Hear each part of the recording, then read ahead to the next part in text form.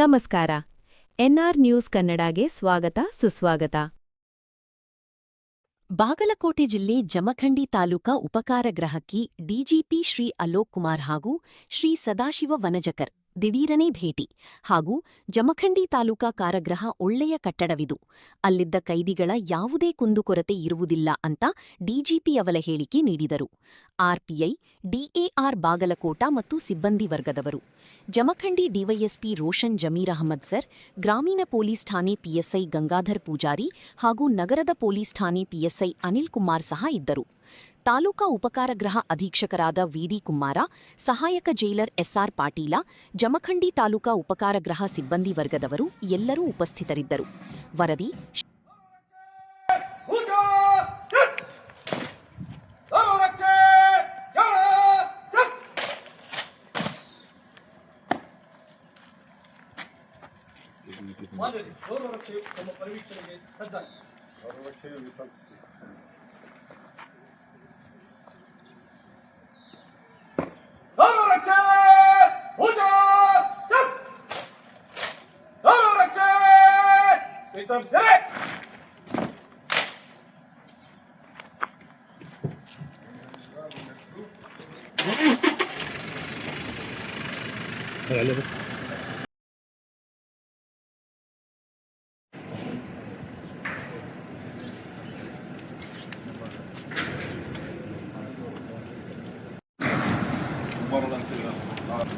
ಏನಿದೆ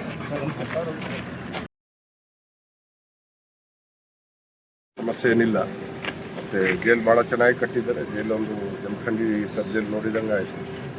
ಇಂಥ ಮುಂಚೆ ನಾನು ಐ ಜಿ ಆಗಿ 2018ನಲ್ಲಿ ಇಲ್ಲಿ ಮಾನ್ಯ ಪ್ರಧಾನಿಯರು ಬಂದಿದ್ದರು, ಒಂದು ಕಾರ್ಯಕ್ರಮ ಆಗಿತ್ತು 2018ನಲ್ಲಿ. ನಾನು ಆ ಸಂದರ್ಭದಲ್ಲಿ ಜಮಖಂಡಿ ಬಂದಿದ್ದೆ. ಆ ನಂತರ ನಾನು ಈಗ ಡಿ ಜಿ ಕಾರಾಗೃಹ ಮತ್ತು ಸುಧಾರಣೆ ಸೇವೆ ಇಲಾಖೆಯಾಗಿ ಬಂದಿದ್ದೇನೆ. ಎಲ್ಲರೂ ಚೆನ್ನಾಗಿ ಕೆಲಸ ಮಾಡ್ತಾ ಇದ್ದಾರೆ. ಸೊ ಈಗ ನಾನು ನಮ್ಮ ಕಾರಾಗೃಹ ಬಂದಿಗಳಿಗೆ ಕೂಡ ಮಾತಾಡಿದ್ದೇನೆ, ಯಾರಿಗೇನು ಸಮಸ್ಯೆ ಇಲ್ಲ. ಇದೇ ರೀತಿ ಅವರು ಇನ್ನೂ ಚೆನ್ನಾಗಿ ಇವರು ಕೆಲಸ ಮಾಡಬೇಕು, ಅಷ್ಟು ಅವರಿಗೆ ನಾನು ನಿಮ್ಮ ಲಾ ಆ್ಯಂಡ್ ಆರ್ಡರ್ ಮತ್ತು ನಿಮ್ಮದಿಲ್ಲ ಸರ್? ಇಲ್ಲ, ಲಾ ಆ್ಯಂಡ್ ನೀವು ಓನ್ಲಿ ಫಾರ್ ಅಷ್ಟೇ.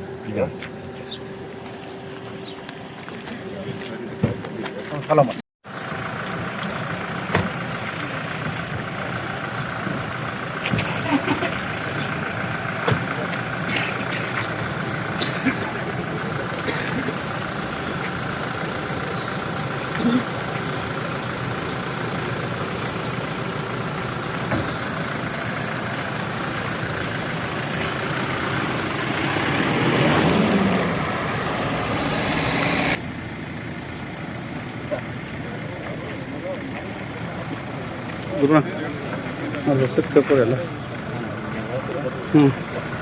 ಹೆಸರು ಕರ್ಕೊ.